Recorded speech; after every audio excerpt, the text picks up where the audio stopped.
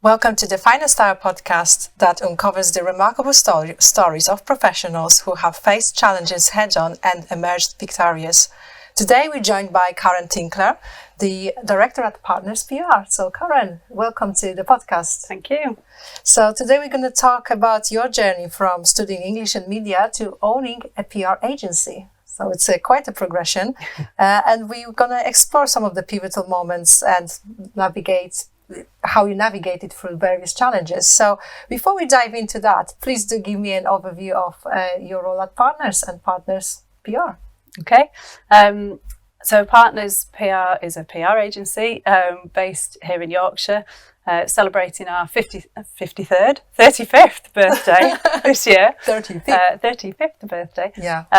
And we are a business-to-business agency. We're a team of 7, and we work with manufacturing and engineering companies. We work in the professional services sector, food processing, building, property and construction.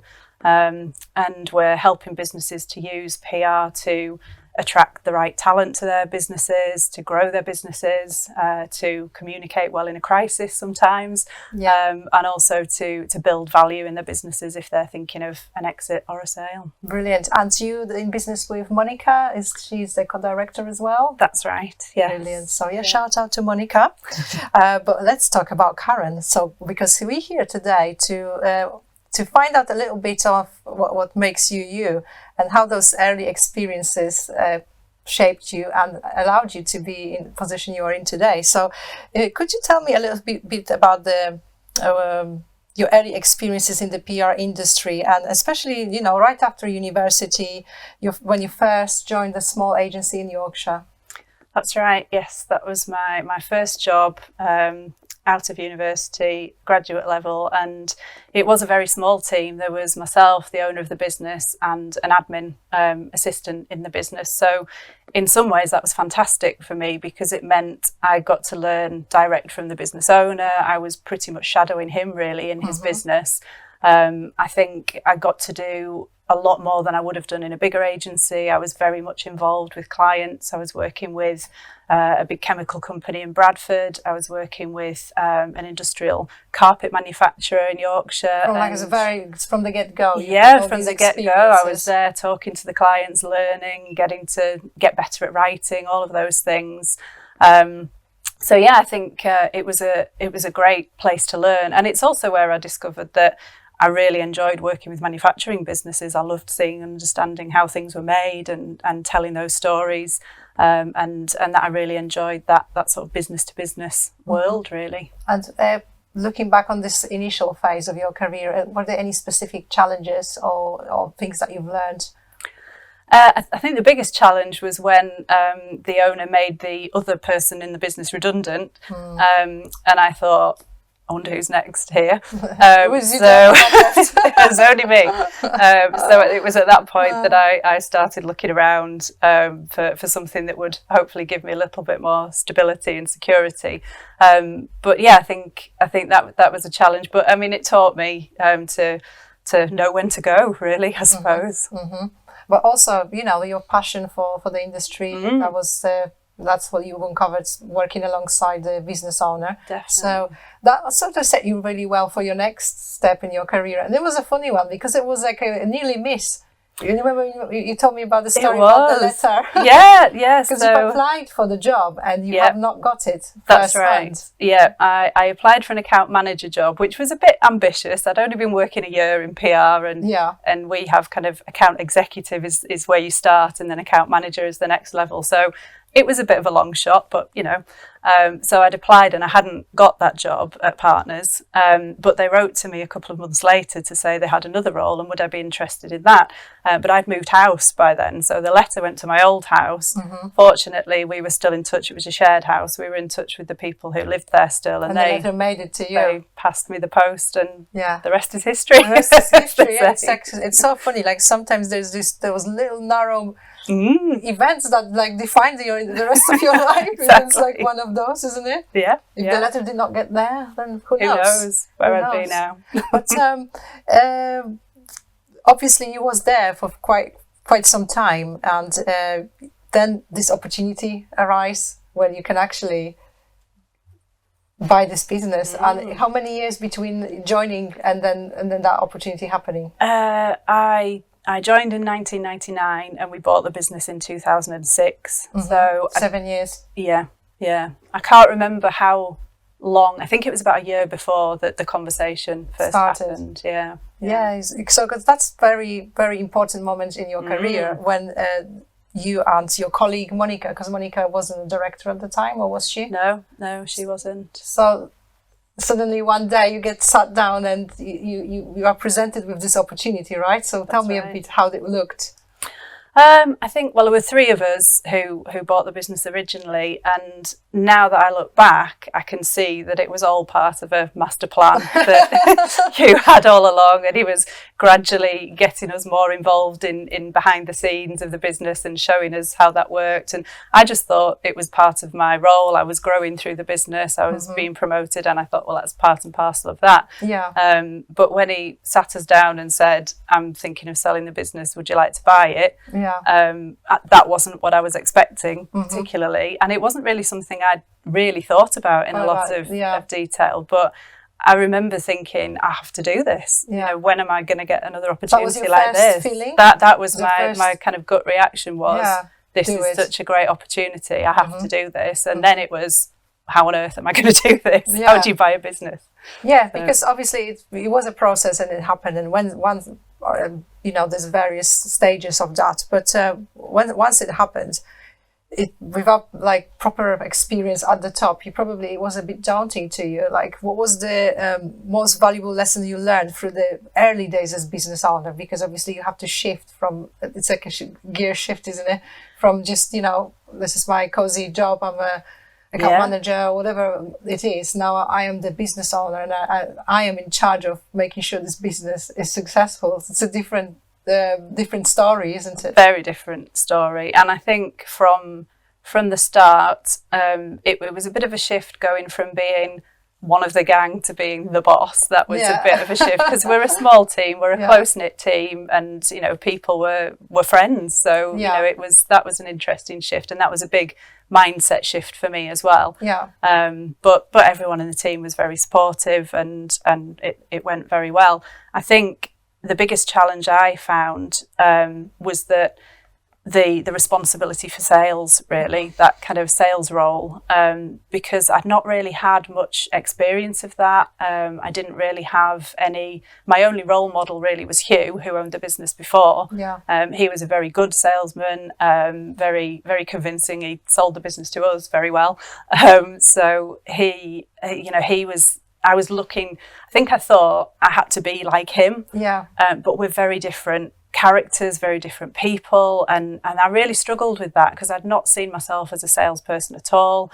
And I had to kind of really challenge some beliefs I had about myself, and I had to take that responsibility, because we had people, whose mortgage payments every month were relying on us. So that was a big shift. I think learning that I could do it my way, that I could be me, and I didn't have to be somebody else was a really big learn for me in the early days. Because it was Hugh, is that that's right. And he was a successful guy, and obviously passing on a successful business. So initially you was trying to basically copy stuff. You see if it works, but then you feel it doesn't feel right. It's not my style. Exactly. So what's your style, Karen? Gosh, I don't know. Just being me.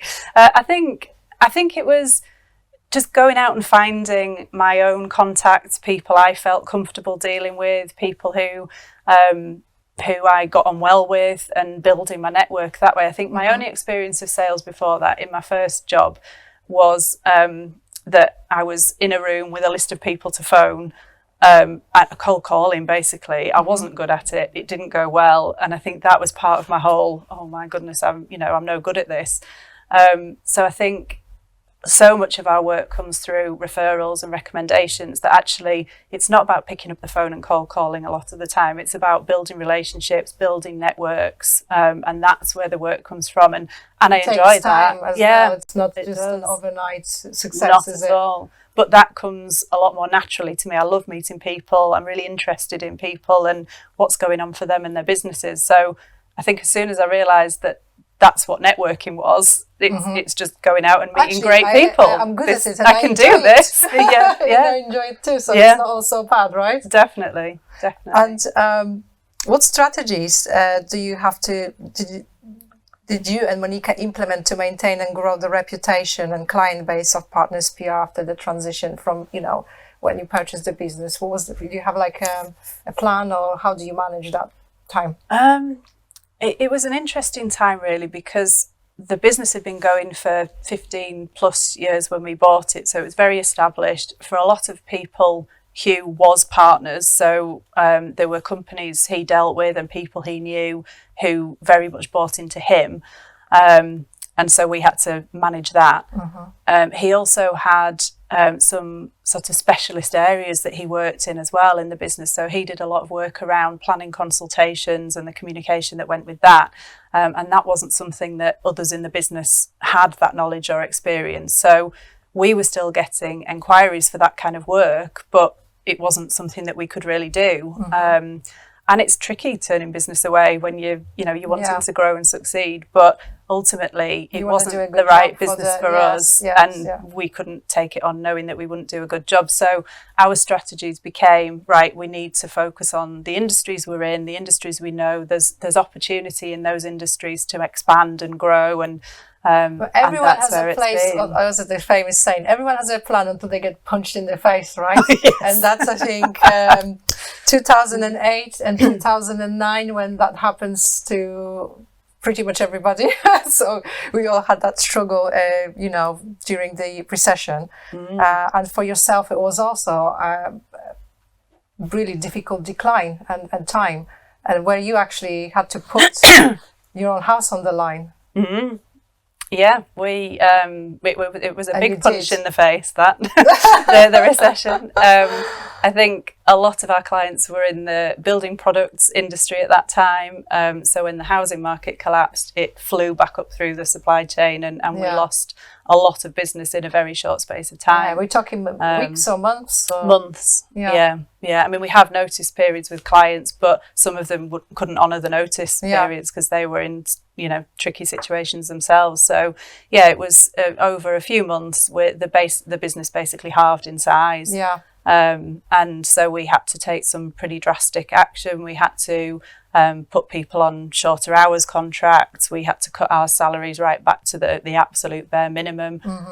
We just really had to knuckle down and get out there and find work. And I can remember, it's a bit of a blur now, really, but I can remember working day and night. I think I was probably running on fumes for a lot of that time. It probably wasn't great for my mental well-being at all. It was terrifying, and it knocked our plan for the business, which was to pay Hugh the rest of the business in instalments over 3 years. That suddenly became 5 years, and in the end we had to borrow to make that final payment. And we ended up having to put personal guarantees in place for that, which our lawyers had told us never, ever, ever to do.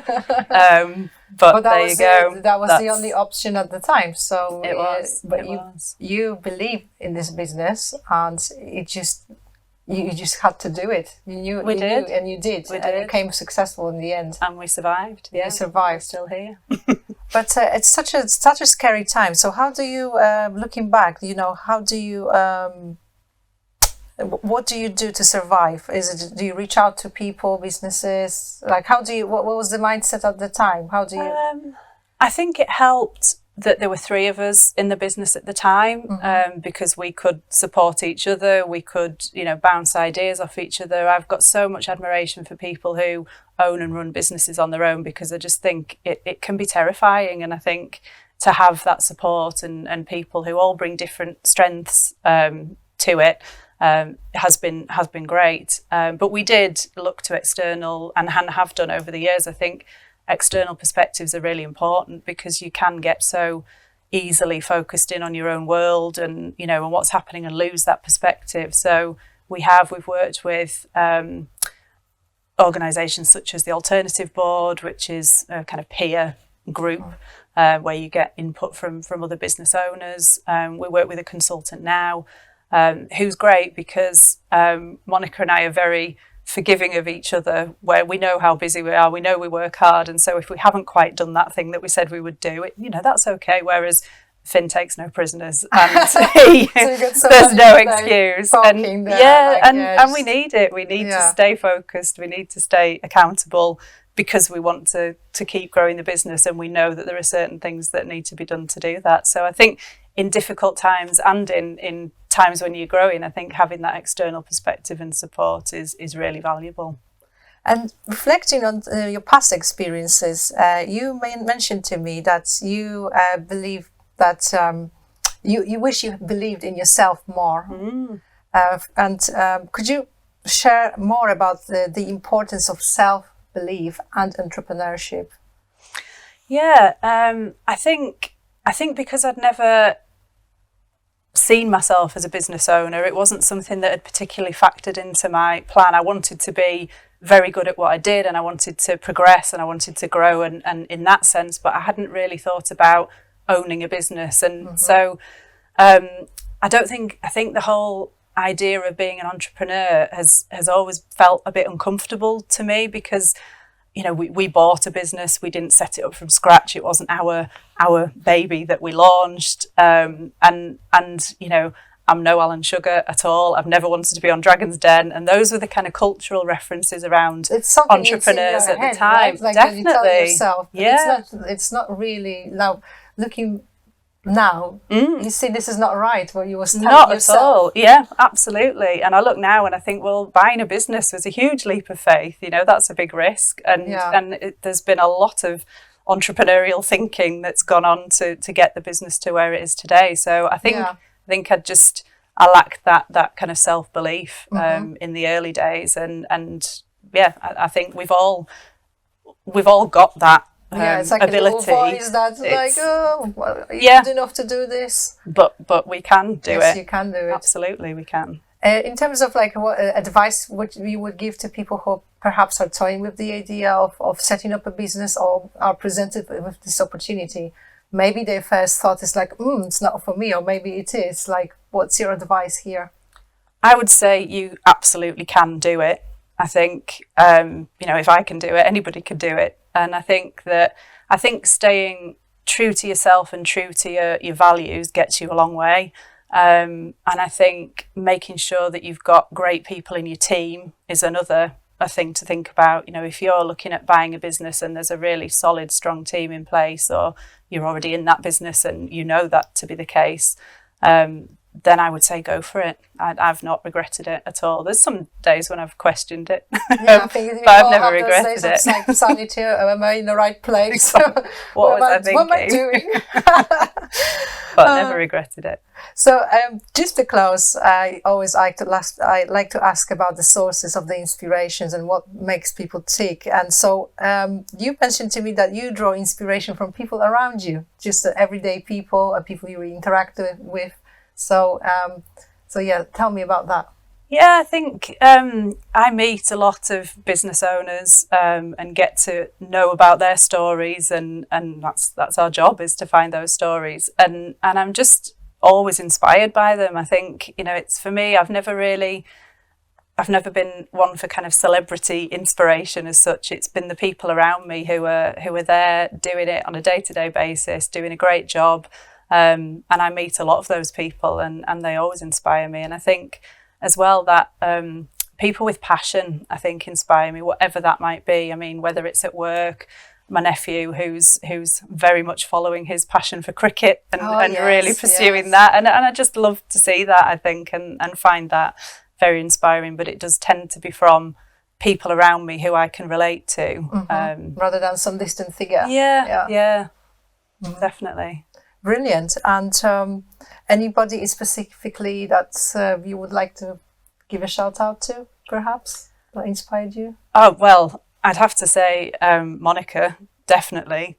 Without her, when we bought the business, there were three of us, and then one of us very sensibly at the start said after a certain amount of time she was leaving. So we planned for that. And so then it was me and Monica. And I think Monica and I balance each other really well. We're very different, but we definitely complement each other. And she has an analogy where she's the head and I'm the heart of the business. That's kind of her take on it. And I think together we make a great team, and have to shout out to her. Thank you very much for that. And I think it's very, very positive to see, this great working relationships you guys have. And long may it continue for the good of Partners PR and everything that you've got coming up. I would like to congratulate you on this successful transition and now successful business that you've got as a business owner with Monica. So I look forward to following your journey, Karen. So thank you very much for sharing all this experience. And thank you for watching this episode of the Finest Hour. I hope you enjoyed my conversation with Karen, and to understand, especially during challenging times, how you can make things happen for yourself. And Karen is a living example of that. So it was a real pleasure to have her in the studio here today. Today we are at Staff UK in Sheffield, who kindly let us use this podcasting studio. So big thanks to all the team also there in the recording studio and our audience here today. So please like and share this video, and so we can reach more audience and share these inspiring stories of people and their finest hour in business. Thank you very much. I'll see you very soon.